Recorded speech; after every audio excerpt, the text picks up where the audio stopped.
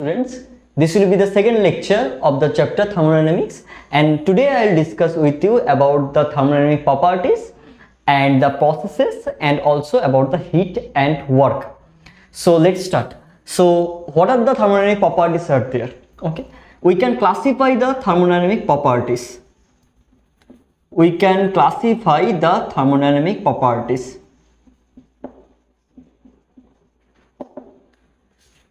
There are two types of thermodynamic properties are there. We can classify. One is extensive property,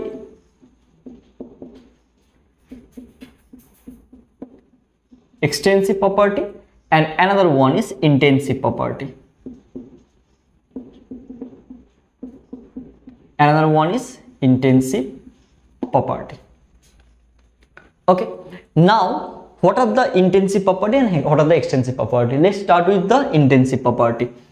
Now the property of a system which do not depend on the quantity of matter. The property of a system, thermodynamical system, which do not depend on the quantity of matter are said to be intensive property. Okay, which do not the property of the matter, intensive property. Okay, so what can be written about this? The thermodynamical properties, or property you can say, which do not depend on the quantity of matter, okay, is called intensive property. Is called intensive property. There are several examples are there of the intensive property. This will not depend on the quantity of matter, like temperature, pressure, surface tension,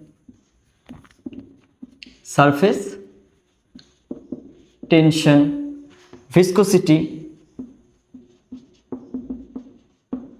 refractive index,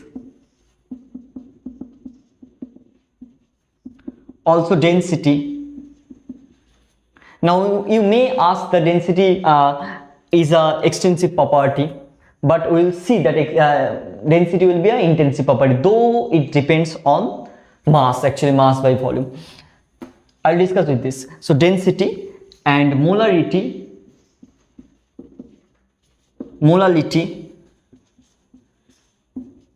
etc. So these are the intensive property. Okay, now we will see about the extensive property. After that we will discuss about their properties, about how they depend upon. Okay, so this is about the intensive property. Let's see what is the extensive property. So I am erasing this one. Intensive property we have discussed. Now extensive property. Extensive property. Now extensive property will be those properties which depends on the quantity of matter, whose magnitude depends on the quantity of matter. Okay, the thermodynamic property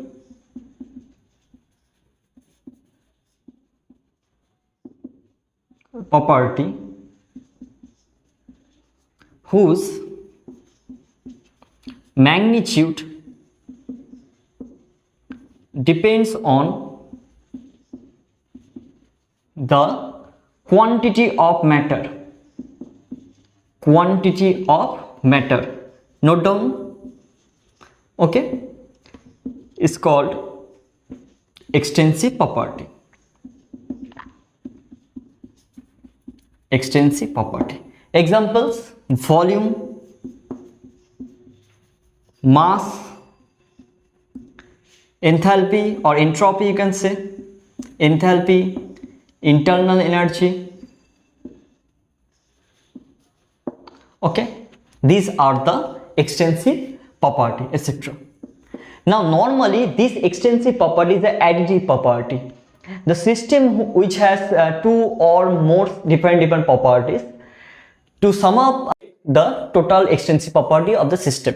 Now we will discuss about the some properties which can be expressed under number of moles or number of molecules. That will be our intensive property. Those extensive property which can be expressed as a number of moles or number of molecules, that will be converted to intensive property. Okay, so let's see. Density maybe look like a extensive property, but it is an intensive property. We know that density is mass by volume. So here, to express the definition of density, we have to take volume as 1 unit cube. So in that case it will be unit. So in that case it will be converted to the intensive property. We can say this one in another way, that we know that these 2 points we have to keep in remember, that the sum or multiplication or division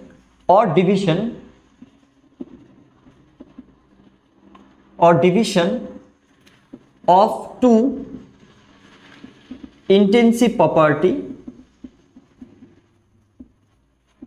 is intensive property. Okay, but division of two extensive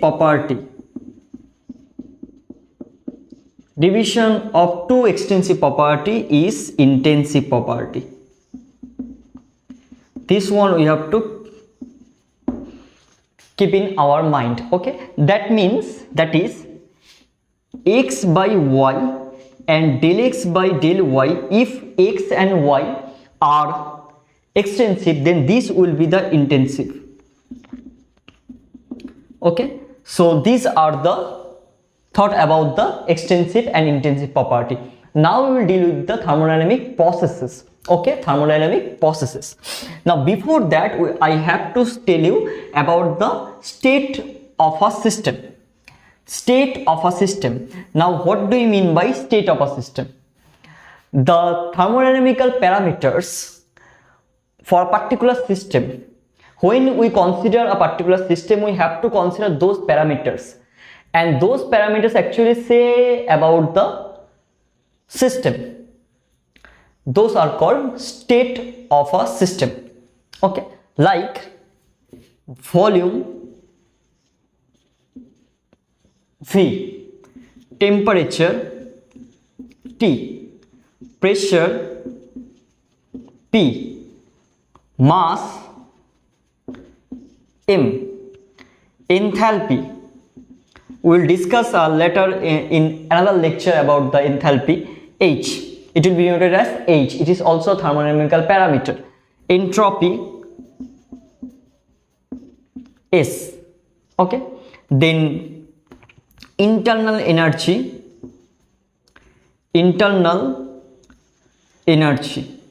it is E. So these others are there, but whenever we take a system and we have to consider about the system, we have to consider these parameters. These all are state parameters. Okay, state parameter, that means these only depends on the initial and final state of a system, not the way that how the system is changing from one system to another system on the path.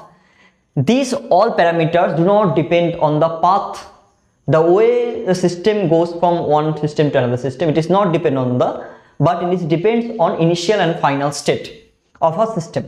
Okay, so this one we have to keep in mind, that these all are state variables. Okay, now we will discuss about the thermodynamic processes. Thermodynamical processes. Okay, thermodynamical processes. Thermodynamical process.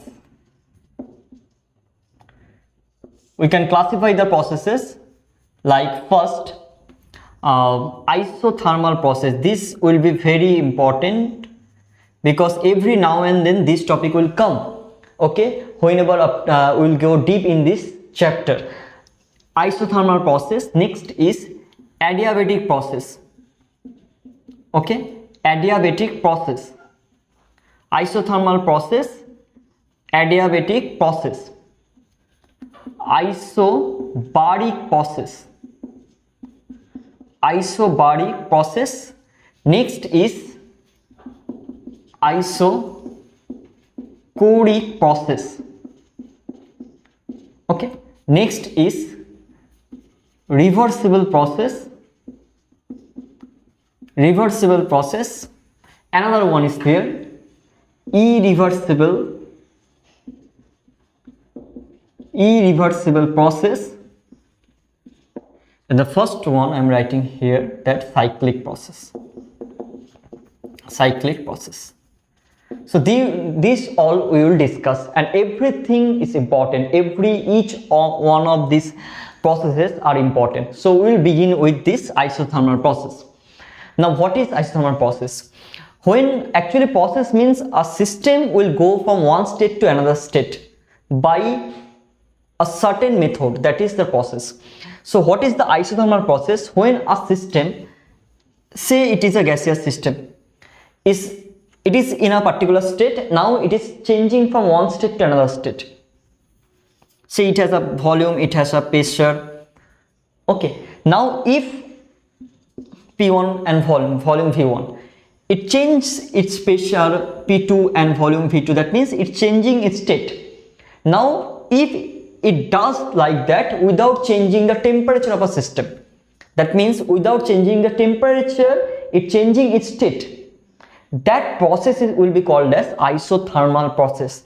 That means temperature from this way to this way will be constant, T will be constant. Okay, that means it will not change. Now if T is constant, the change of T, change of temperature will be 0. This is the condition of isothermal process. This is isothermal process. This will be the condition of isothermal process. Isothermal, dt equals 0. Okay, so what we can write here? We can write here that it is dt equal 0. The condition, main condition is T equal constant and dt equals 0. Okay, the system will change from one state to another state without changing the temperature.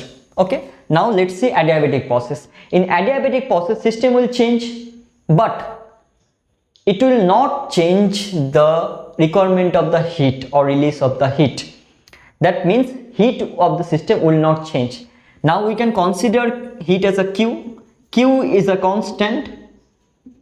Here dq is 0. This is the main thing of the adiabatic process. Here dt equals 0, dq is 0. Now let's start from isobaric process. Bar means pressure. So here pressure is constant. System will not change its pressure. Pressure is constant, that means change of pressure will be 0. Okay, isochoric means volume will be constant, so dV will be 0. That means change of volume will be 0. Okay, reversible process. Before that, I like to discuss about the cyclic process. Now what is cyclic process? When a system starts from a state particular, and if it comes back to that state again after undergoing so many reactions or so many processes, if it comes back to the original, then that process will be called cyclic process. Okay, if our system starts from A and after doing B and C, if it again comes back to the A, then this process will be cyclic process. Okay, now we will see later that in case of cyclic process, the change of internal energy will be 0 and change of enthalpy will be also 0. Change of enthalpy will be also 0. Okay, reversible process. Okay, in case of reversible process, we will see that the system will go from one state to another state after infinitesimally small changes. That means a system, say a system is in A state and it will go into the B state. Now in reaching from A to B, it will undergo infinitesimally small changes. say A2, x1, A2, x2, x3, x4, it will go infinitely small changes to B, and in every step it will be remain as in the equilibrium. There will be equilibrium exists between x1 and x2, also between A and x1, also between x2 and x3, also between x3 and x4, also between x4 and B. Okay, there will be huge number of infinite number of steps will be there in the middle, and the system can reappear in the original also. So that will be called as reversible process. Okay, the system will undergo changes, infinitesimal small changes, to go one state to another state. That will be a reversible process. And what is irreversible process? In this process, system will not undergo infinitesimal small changes to go from one state to another state, but it will rather go by a single step. So that's why it is called a reversible process. Okay, and every natural processes is, most of the natural processes are irreversible in nature. Okay, so we have discussed about all the thermodynamical processes. Okay, now we will discuss about the work of a system, work and heat of a system. Okay, so I am raising this one.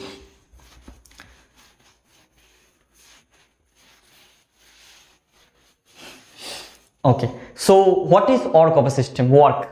Now, work can be several types of work may be there. One is current work, that means the Q into V. Okay, again it will be a mechanical work may be there. Okay, then after that work means work can be defined as W. Okay, say a system is here or a particle is here, we are acting a force on this particle, on this matter. Now it is displaced by small direction, by small length dx, then work will be F into dx. This is normal work.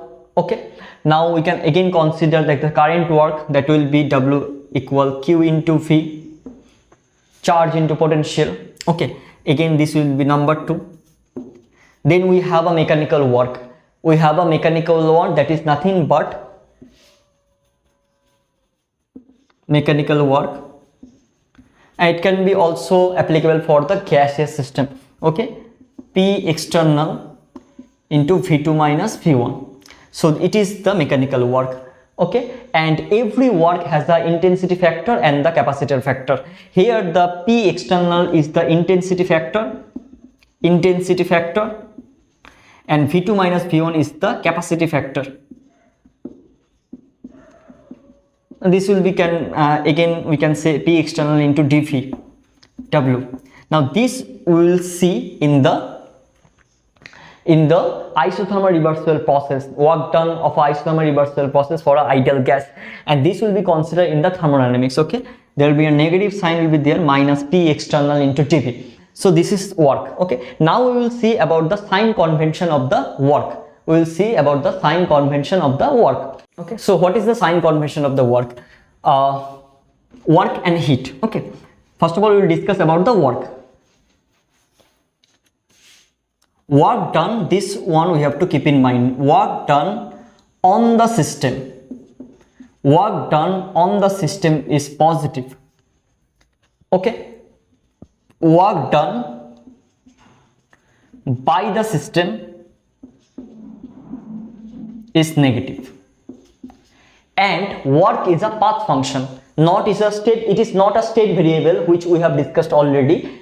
Work is not a state variable, it is a path variable. That means it is a path function. That means it do not depend on the initial and the final state of a system, but it depends on the how the system goes on, by which path it goes on from one state to another state. So work is a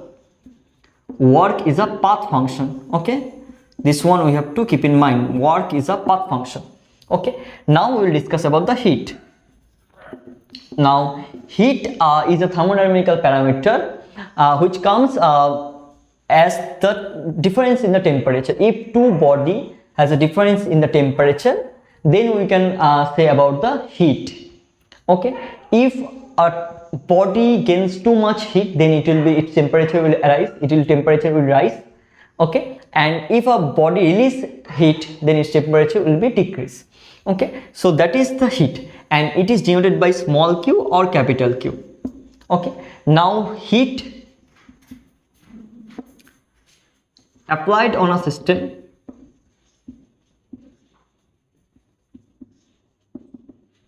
is positive, heat released by a system